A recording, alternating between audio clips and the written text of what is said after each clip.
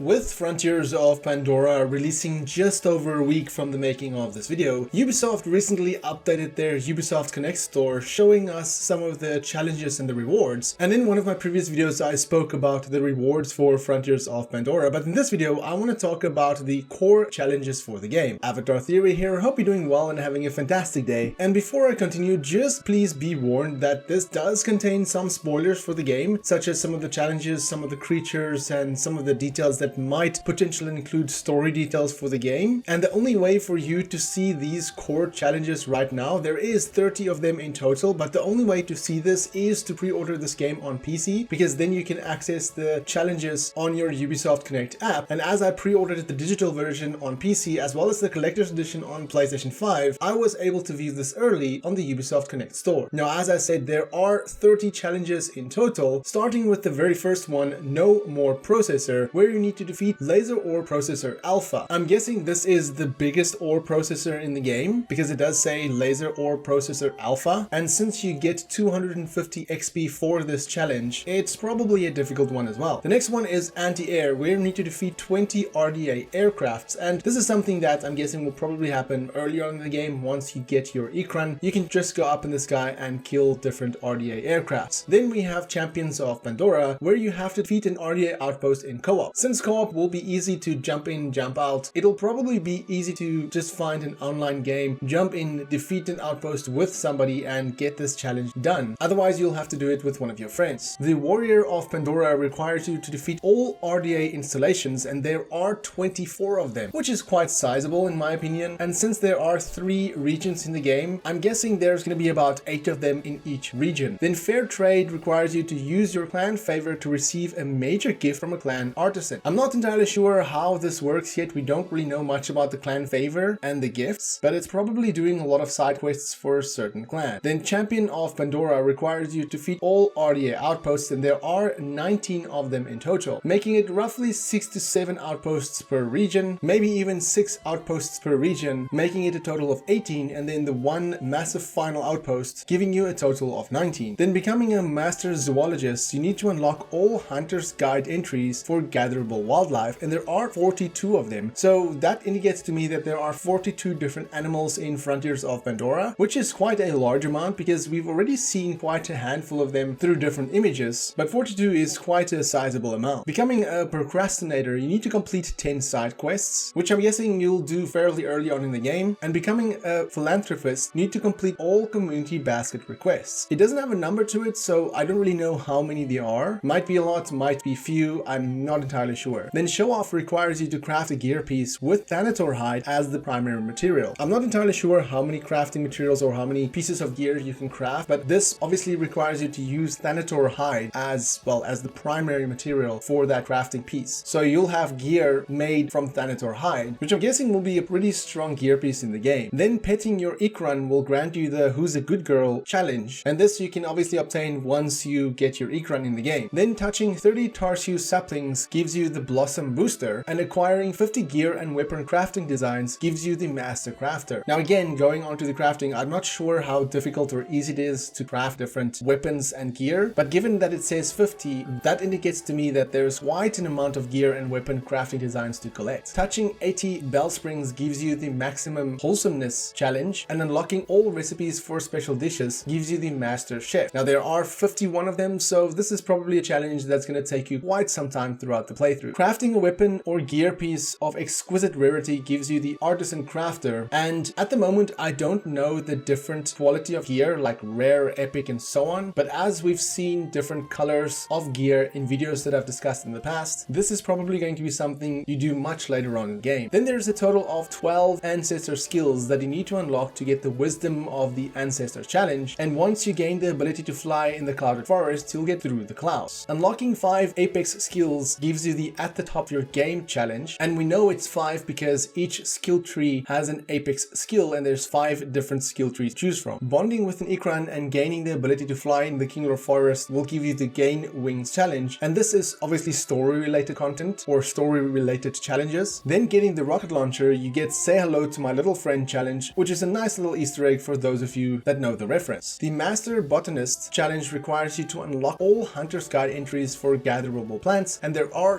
70 of them. So again, another challenge that's probably going to be completed once you finish the main game. Then you're going to have this extra challenge lingering. So this is going to be a challenge that's going to take quite some time to finish. Crafting a weapon or gear piece with a pale crafting material gives you an air of mystery, and defeating 100 RDA amp suits gives you the challenge that says, is that all you got? Again, something that'll probably be completed naturally through playing the game. Achieving a clean kill when hunting wildlife gives you I see you and I thank you challenge, and this of course is done by killing wildlife with a bow and arrow instead of a rifle. Then hacking an RDA turret gives you the I'm in challenge, and achieving a perfect gathering result in optimal conditions gives you the green thumb. Then defeating a storm glider gives you air superiority, and I'm not sure what a storm glider is. I don't believe we've seen this yet, or we've seen any images about this. It looks like the air predator of sorts based on that icon, but time will tell on that one. And then gaining the ability to fly in the upper planes gives you the Wind Rider, another story-based challenge. Defeating an RDA aircraft while flying your Ikran gives you the Dark Fighter, again something you'll get when you get your Ikran. And then it concludes that is the 30 challenges for Frontiers of Pandora. Of course, these were in no specific order. These are just the challenges read from top to bottom, and you'll complete them in different order depending on what you do first. And as some of them are story-based, you'll unlock some of them at certain times, but some of them do seem to be collection quests or, you know, time-consuming challenges that you'll need to do once you complete the main game. But overall, these challenges doesn't seem too, well, challenging, no pun intended. And I'm quite surprised that there are only 30 of them, as I expected there to be more. But possibly with the added DLC coming next year, these challenges will likely increase. But what do you think about these challenges? Which one is your favorite? Let me know in the comments below, and for more Avatar content, have a look at the rest of my channel. Until next time, have a fantastic day and stay safe.